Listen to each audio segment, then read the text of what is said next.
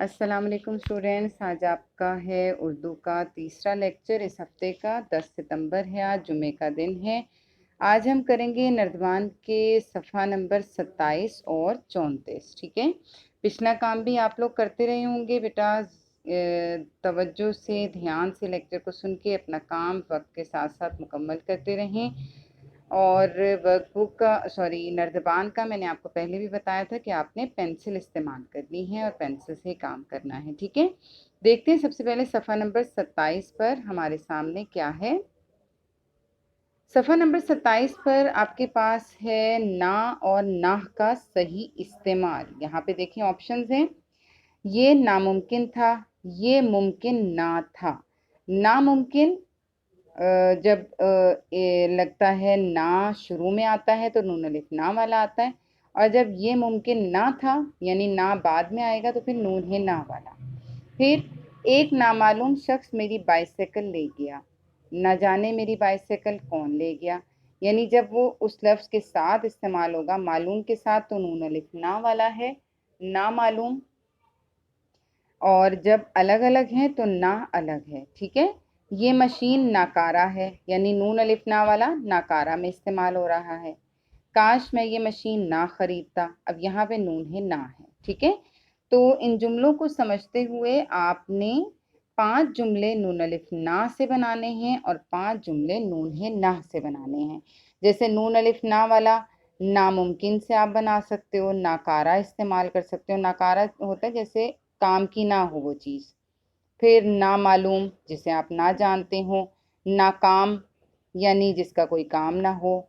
नहीं, नाकाम होता है यानी जो कोई काम करने से रह गया हो, उस काम में वो कामयाब ना हो सका हो। ठीक है, और ना समझ, इस तरह के जो अल्फाज हैं वो नून अलिफ ना में इस्तेमाल होते हैं। ठीक है, और नून है ना बहुत आसान है, उससे भी आप 5 जुमलों में इस्तेमाल करेंगे और पेंसिल से इस सफ़े को आपने हल करना है।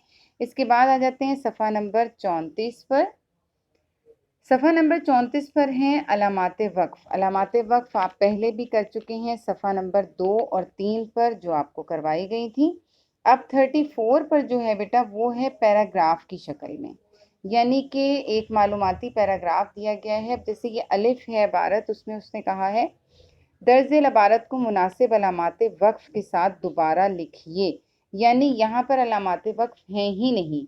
आपको जो नीचे लाइंस लगाई हुई हैं सफ़े पर 34 पर, आपने उन लाइंस में सबसे पहले तो ये इबारत, ये पैराग्राफ एज इट इज़ लिखना है। ठीक है, उसके बाद आपने बताना है निशान लगा के कहाँ पर कॉमा आना है, कहाँ पर इन्वर्टेड कॉमा आना है, कहाँ ख़त्मा आना है, कहाँ वावैन आना है। इन्वर्टेड कॉमा वावैन को कहते हैं। ठीक है, जैसे यहाँ पे मैं आपको बताऊं कि अब्दुल्ला बिन उमरू कहते हैं कि रसूल अल्लाह सल्लल्लाहु अलैहि वसल्लम ने दरियाफ्त किया, जानते हो मुसलमान कौन है। अब ये जो उनकी बात है, जानते हो मुसलमान कौन है, इस पे वावैन आ जाएगा। जानते से शुरू होगा और है पे वावैन क्लोज होगा और आगे सवालिया निशान आएगा, क्योंकि आप सल्लल्लाहु अलैहि वसल्लम पूछ रहे हैं। लोगों ने अर्ज किया अल्लाह और उसका रसूल बेहतर जानते हैं। अब जो लोगों ने अर्ज किया वो भी इन्वर्टेड कॉमा में आ जाएगा और ख़त्मा आ जाएगा। आप सल्लल्लाहु अलैहि वसल्लम ने फरमाया, अब यहाँ पे उनका फरमाना शुरू हो रहा है तो यहाँ पर आप कॉमा लगाएंगे नीचे, और फिर जिसकी ज़ुबान और जिसके हाथ से दूसरे मुसलमान सलामत रहें। ये आप सल्लल्लाहु अलैहि वसल्लम का जवाब था। इस जवाब पे फिर आप वावैन यानी इन्वर्टेड कॉमा लगा देंगे। यानी आपको पता है ना, इन्वर्टेड कॉमा वावैन कहाँ लगता है, जब किसी की अदा किए गए अल्फाज एज इट इज़ उसी सूरत में लिखे जाएं जिस तरह उन्होंने अदा किए। ठीक है ना। फिर पूछा जानते हो मोमिन कौन है। अब फिर पूछा के बाद जानते हो मोमिन कौन है, ये इन्वर्टेड कॉमा में आ गया और आगे फिर सवालिया निशान, क्योंकि सवाल पूछा है।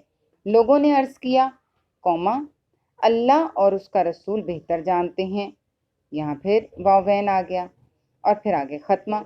आप सल्लल्लाहु अलैहि वसल्लम ने फरमाया जिससे ईमान वाले अपने जान और माल के मामले में मामून हों।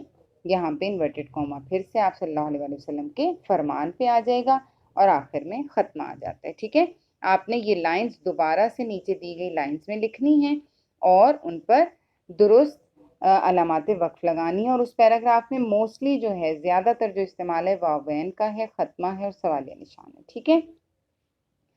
اس کے بعد اسی صفحے پہ بے اور جیم کی جو دیے ہوئے ہیں آپ کو عبارتیں، ان میں بیٹا نشان لگے ہوئے ہیں لیکن وہ غلط ہیں، آپ نے ان کو کاٹنا ہے اور پڑھ کے اس کو سمجھ کے درست نشانات لگانے ہیں۔ بہنوں اور بھائیوں جیسے ہیں، جب کسی کو پکارا جاتا ہے تو فجائیہ نشان لگتا ہے، ٹھیک ہے۔ اس کے بعد آپ نے اس کو پڑھتے جانا ہے، پہلے تو یہی لائنز نیچے دی گئی لائنز میں دوبارہ لکھیں گے، اور پھر آپ نے ان میں درست جگہ پر علامات وقف لگانی ہے، کیونکہ یہاں جو لگی ہوئی ہیں وہ غلط ہیں۔